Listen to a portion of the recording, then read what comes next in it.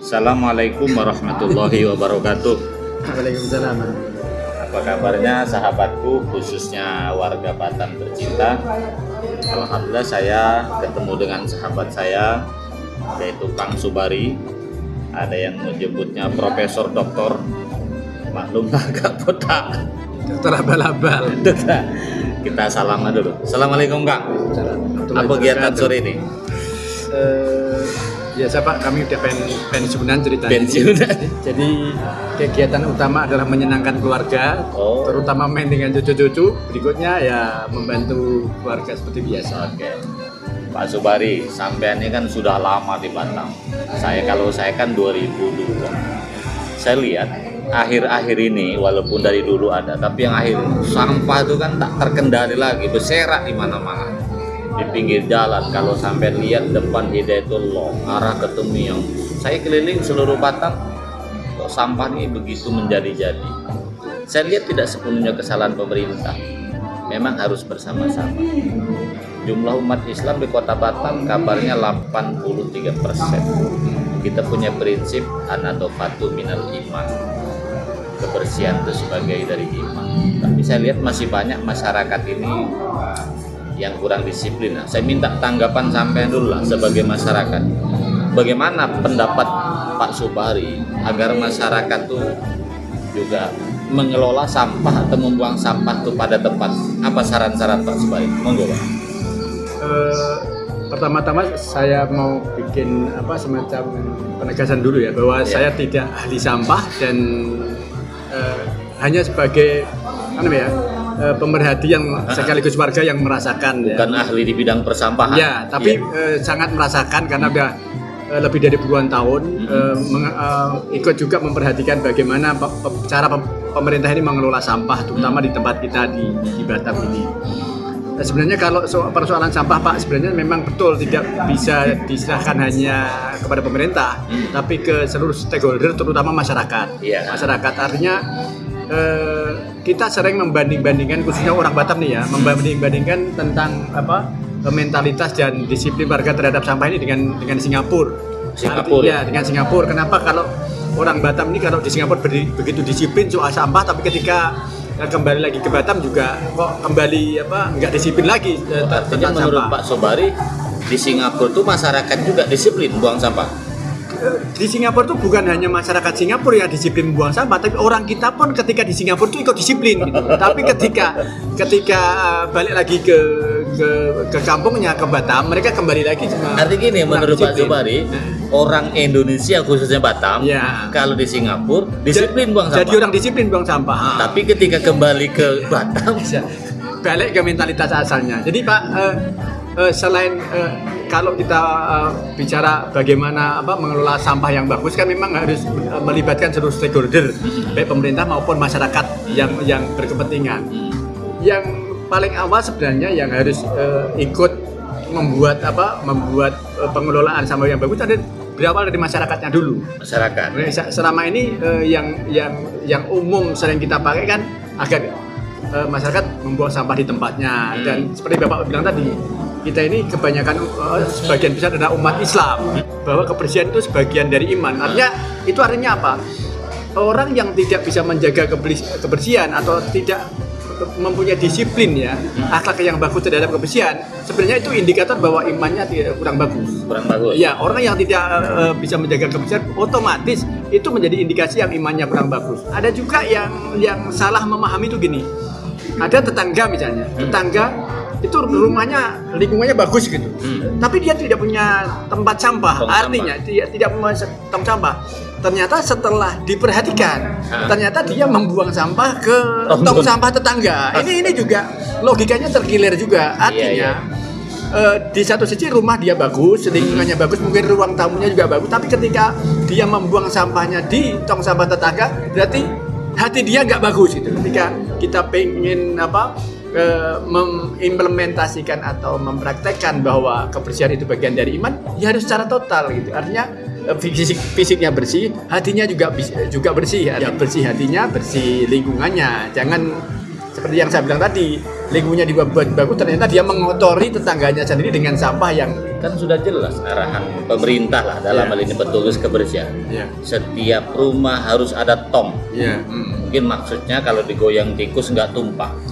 Tapi masih ada ternyata tempat sampah tuh yang ecek-ecek. Sehingga ketika ada tikus apa anjing itu memang tumpah. Oke, Pak Subari, saya kemarin kan ke Jogja ya.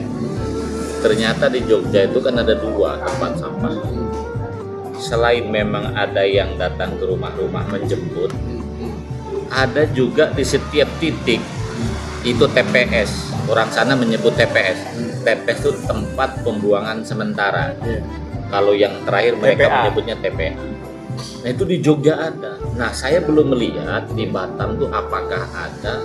Nah harapan saya sih pripun kalau menurut jenengan, perlu nggak kira-kira minimal setiap RW ada tempat yang dibuatkan pemerintah. Nanti masyarakat itu kalau merasa mungkin di tempat sampah di rumahnya itu mungkin petugas lambat mengambil, kan misalnya nyuruh suami atau anak, istri sambil ngantar anak sekolah, buanglah ke tempat pembuangan sampah itu. Nah, pada prakteknya tidak semua armada sampah yang sekarang dikelola pemerintah itu bisa mengambil sampah sesuai dengan kebutuhan warga, artinya tepat waktu, sehingga tidak terjadi penumpukan sampah di tong-tong sampah di warga. Otomatis tempat TPS yang di luar tong sampah warga itu menurut saya cukup perlu, sangat penting. Artinya berapa kebutuhannya ya tergantung hitung-hitungan pemerintah ya, artinya bisa di setiap kecamatan atau bisa per sekian perumahan gitu ya. Itu tergantung dari hitung-hitungan pemerintah lah, karena tidak harus per RW ya, tidak harus per RW, tergantung kebutuhan. Karena terus terang Pak, ini kasus yang saya alami sendiri. Misalnya gini, kan tidak semua sampah juga. Contoh sampah yang dalam bentuk kayu misalnya, atau dalam bentuk yang besar-besar seperti kasur atau bekas-bekas lemari, itu kan petugas sampah itu nggak mau mengangkut. Oh betul. Ketika hal itu terjadi, saya mengalami sendiri tadi siang. Saya harus mau buang kemana itu barang? Iya. Artinya gini. Dan untung tadi ada warga ya yang pas gotong royong massal, sehingga setelah menunggu sekian lama saya baru mendapatkan tempat. Oh berarti ini harus saya bakar ke tempat pembakaran massal yang itu disetujui seluruh warga. Artinya kalaupun ada misalnya developer yang kebetulan punya lahan itu komplain, saya punya tempat perlindungan bahwa itu dibakar bersama-sama dengan warga. Kalau enggak mau buang kemana? Iya. Itu artinya gini, kalau tempat TPS sementara itu tidak disediakan, terutama juga selain tadi Pak, untuk menampung tadi sampah-sampah di perumahan yang overkapasitas, artinya volume sampah warga itu ternyata lebih besar dibandingkan kemampuan angkut armada yang dibutuhkan pemerintah. Otomatis mau dikemanain sampahnya itu kan.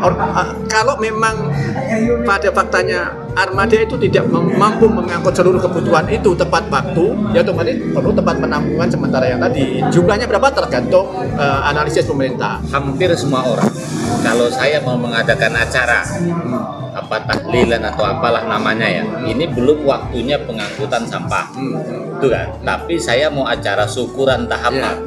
Biasanya di sekitar tempat acara syukuran itu kan sampah dibuang dulu. Mungkin takut bau ya, saya melihat seperti itu. Nah kesulitannya ketika pemerintah tidak menyiapkan tempat pembuangan itu. Saya masih sering melihat di Batam ini mobil-mobil ini kan punya ciri wong Jawa ya, sak geleme dhewe bolong-bolong itu. Menurut sampean kan lebih prioritas mana mobil dinas ngangkut sampah dengan mobil dinas para pejabat itu, sampean sebagai warga? Kalau sesuai dengan Pak ya, sesuai dengan apa yang dijanjikan para politisi yang sekarang menjadi pejabat itu, ya otomatis harus mengutamakan kepentingan masyarakat dulu, kepentingan untuk pengangkutan armada sampah dulu. Artinya untuk memberesin persoalan sampah dulu lah, itu harus menjadi prioritas. Kalau memang itu udah beres, baru mungkin kebutuhan yang lain, termasuk misalnya mobil dinas pejabat. Tapi terkait ini Pak, meskipun saya bilang tadi saya bukan ahli soal sampah, kalau tidak salah sekitar 15 tahun yang lalu. 15 tahun ya? 15 tahun yang lalu, saya ingat itu pemerintah Kota Batam sudah pernah bikin program swastanisasi Swastanisasi sampah. Tapi saya lihat entah apa kendalanya sampai sekarang kayaknya belum terrealisir. Dan kalau nggak salah, kalau orang yang berprasangka negatif kan kenapa swastanisasi itu enggak juga belum terrealisasi, kan ada kemungkinan karena kita masih dengar rumor nyampe kemarin kan soal pengadaan armada ini kan masih menjadi dalam tanda petik ya menjadi proyek yang diincar oleh pejabat atau politisi tertentu lah, sehingga mereka akan tetap membiarkan kondisi carut marut persampahan masih terus seperti ini dengan harapan biar proyek itu ada tiap tahun. Proyek itu mirip Bapak ingat ya jalan yang misalnya jalan-jalan di Sumatera. Kenapa nyampe sekian puluh tahun gitu ya, nyampe orde baru berakhir, itu kan ada yang curiga. Kenapa dibiarkan rusak terus? Ya biar tiap tahun dia bisa dianggarkan dan bisa didapat sesuatu dari situ yang jadi rente ekonomi dari situ. Kita enggak menuduh itu ya, tapi kalau itu berjalan terus-menerus kan masyarakat bisa berpikir negatif ke sana. Solusi terakhir yang tadi kan baru dari masyarakat Pak ya. Dari masyarakat harus menganggap soal kebersihan itu menjadi kebutuhan, sehingga dia akan mengelola sampah rumah tangga masing-masing sesuai dengan arahan yang selama udah yang diberikan pemerintah, misalnya memisahkan mana sampah yang kering, sampah basah dan segala macam, sehingga armada yang ada itu bisa memudahkan untuk di luar soal tadi ya, di luar soal ada beberapa jenis sampah yang memang tak bisa diangkut, misalnya sampah kasur atau sampah kayu yang agak besar, yang itu solusinya juga belum warga nggak ngerti karena faktanya kan nggak ada tempat penampungan sementara itu yang warga bisa membuang sendiri. Begini Pak, menurut sampean RT RW kan sekarang sudah dapat insentif. Ya. RT RW tinggalnya di situ. Menurut sampean, daripada sampah itu diserahkan kepada pemerintah yang kadang-kadang juga tidak tinggal di situ, dia tidak mendapat omelan para warga, mungkin orang sekupang Batam Center bertanggung jadi Batu Haji, menurut sampean apa tidak sebaiknya membuang sampah itu diserahkan kepada RT RW saja, sehingga para warga itu kalau mau curhat tentang sampah orangnya di situ, ya pokoknya penanggung jawab membersihkan sampah di perumahan itu serahkan RT RW. Gini, persoalan membuang sampah itu kan kalau pejabat selevel RT RW kan tidak punya otoritas untuk menentukan ini tempatnya kan tidak punya kewenangan untuk itu, agak repot juga menurut saya. Tapi kalau cuma sekedar fungsi pembinaan gitu ya, seperti edukasi aja yang tepat, RT RW itu dilibatkan dalam penanganan sampah itu dalam edukasi kepada warga. Edukasi kepada warga, komunikasi kepada atasan. Iya, termasuk tadi selama ini Pak yang dilakukan RT RW kan, misalnya warga komplain sampah di depan rumah saya udah numpuk sekian hari, itu ke RT RW, baru RT RW menjawab nanti akan dikomunikasikan ke itu. Berarti ke bawah edukasi, ke atas komunikasi. Iya. Menurut Pak Subari, cocoknya dari perumahan itu seminggu tuh berapa kali sih enak yang ngambil? Kalau gini Pak, itu sebenarnya kan simpel itu hitungannya. Kalau seperti itu, artinya gini Pak, kalau yang begitu aja tidak bisa ngitung kebutuhan sampah seluruh Batam itu berapa, kan udah ada datanya semua di dinas kebudayaan pasti kan. Itu untuk agar lancar tercukupi, tidak over seperti tadi, itu harus diangkut dengan sekian armada sekian kali per perumahan. Itu sebenarnya hitungan simpel kan. Kalau itu tidak bisa dilakukan, berarti ada yang salah dengan manajemen pengelolaan sampahnya. Menjadi persoalan di perumahan tuh kadang walaupun sampah sedikit, tapi mambu nih loh Pak. Dugaan saya ada sampah ikan, bekas ikan ya, itu yang bau. Nah, kalau menurut sampean, perlu nggak kira-kira khusus sampah yang kira-kira membuat jadi bangkai itu jangan dibuang di tong sampah? Menurut sampean bagaimana? itu bukan menurut saya, kalau memang jumlahnya nggak banyak itu Pak ya, nggak banyak artinya itu kan sebenarnya cukup untuk minimalisir itu. Sebenarnya itu kan sebenarnya cukup di tempat tertutup seperti plastik gitu. Membuangnya itu artinya kalau sampai terjadi yang seperti Bapak bilang itu, berarti kan dia ngawur-ngawur aja, bukannya. Artinya itu bagian dari yang edukasi tadi. Artinya kalau kira-kira yang tahu, ikat rapat. Ya. Kalau masih ada misalnya warga yang membuang ikannya dan jumlah besar misalnya dan nyampe menimbulkan bau seperti itu berarti faktor edukasi tadi. Menurut Pak Sobari, mobil yang sekarang ngangkut sampah yang sering Bapak lihat di jalan itu, menurut sampean sudah layak belum? Itu saya lihat beberapa yang sering lihat di depan rumah saya memang udah ditutup Pak. Tapi ada beberapa kasus yang aku nggak tahu persis berapa kali itu kejadian. Memang kadang-kadang masih cacat juga di jalan, dan itu mengganggu. Itu juga harus menjadi perhatian serius. Masih terjadi walaupun masih terjadi. Aku selama ini termasuk kemarin yang pertama kali menjabat, ibu kita itu Bu Claudia. Ya, itu kan ketika ditanya soal sampah itu kan larinya masih ke soal armada, ke soal pengangkutan. Menurut saya kalau tokoh selevel beliau, apalagi merangkap kepala BP, wakil kepala BP, itu jangan di level itu lagi.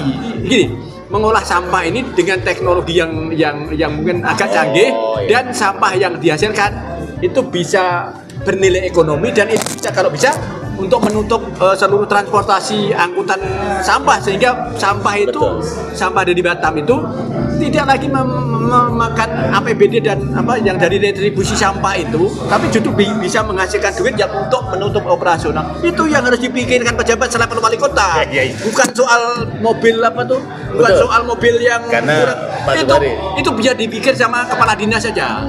Karena daerah lain juga ternyata sampah itu ada yang menghasilkan. Iya, kalau soal tadi Pak, soal angkutan untuk apa ada SKPD biar dipikir mereka. Di Jambi, tinja manusia itu Pak, ternyata jadi energi. Iya. Suruh Pak Wali sama Ibu Wakil itu mendatangkan ahli itu. Oke, makasih Pak Sobari. Mudah-mudahan bincang kita ini ada manfaatnya. Nanti tolong dengarkan Pak Wali Kota, Ibu Wakil, urusnya Dinas DLH agar segera gercep menyelesaikan masalah sampah. Nanti kita jumpa langsung aja dengan bos-bos tuh. Terima kasih Pak Sobari, Pak Profesor Sobari. Jangan Allah yarham. Ya, assalamualaikum warahmatullahi wabarakatuh.